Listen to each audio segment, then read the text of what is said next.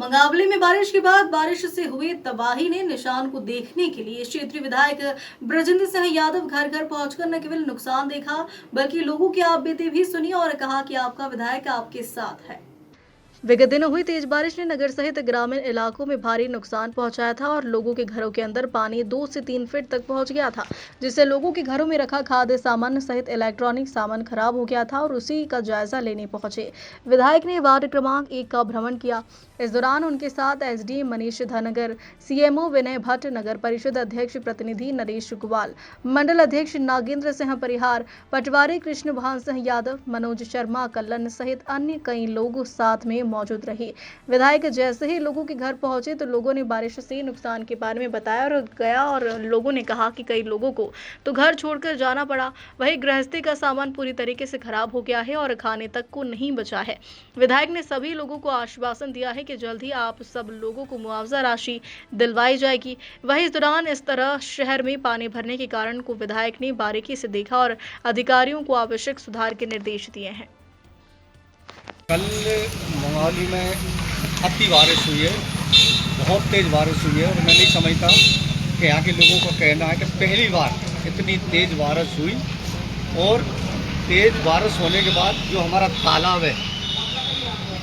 Jail तालाब के नाम से,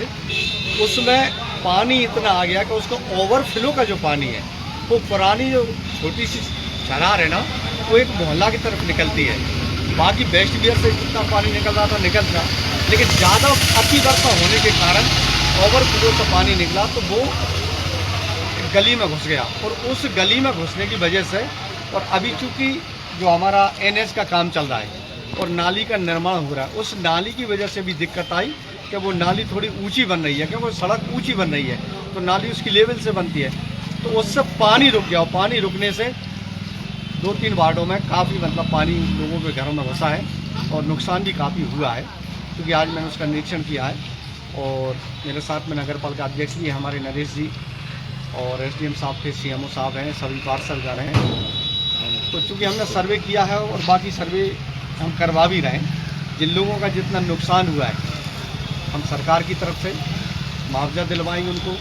और अगर मैंने ये भी कहा है कुछ लोगों से कि अगर रहने में आपको दिक्कत आ रही है तो आपको हम रहने की व्यवस्था करवा देंगे, आपको खाने की व्यवस्था करवा देंगे। जब तक आपके मकान सुरक्षित नहीं हो जाएंगे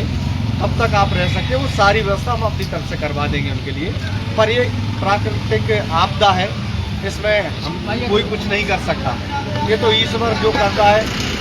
तो वो तो हर इंसान को भुगतना पड़ता है। लेकिन एक प्राकृतिक आपदा के कारण फिर भी जब सरकार है, सारी सरकार आपके साथ खड़ी है, आपका विधायक आपके साथ खड़ा है, पूरी संपत्ति हर गरीब के साथ खड़ी है। जिनके मकान गिर गए हैं, जिनका सामान का नुकसान हुआ है, उनको क्षतिपूर्ति राशि दी जाएगी। जिनके कच्चे मकान थे उनको हम प्राथमिकता पर लेकर उनको हम प्रधानमंत्री आवास दिलवाएंगे, जिससे उनके पक्के मकान बन सकें। और भविष्य में कभी ऐसी अगर नौबत आती है तो उससे परेशान ना हो। और दूसरी हम प्लानिंग कर रहे हैं कि जो पानी निकल रहा है ओवरफ्लो का, हम उसकी पुनः दोबारा से सर्वे कराकर और ऐसी व्यवस्था करेंगे कि आने वाले भविष्य में कभी भी ये परिस्थिति शहर के अंदर ना बने।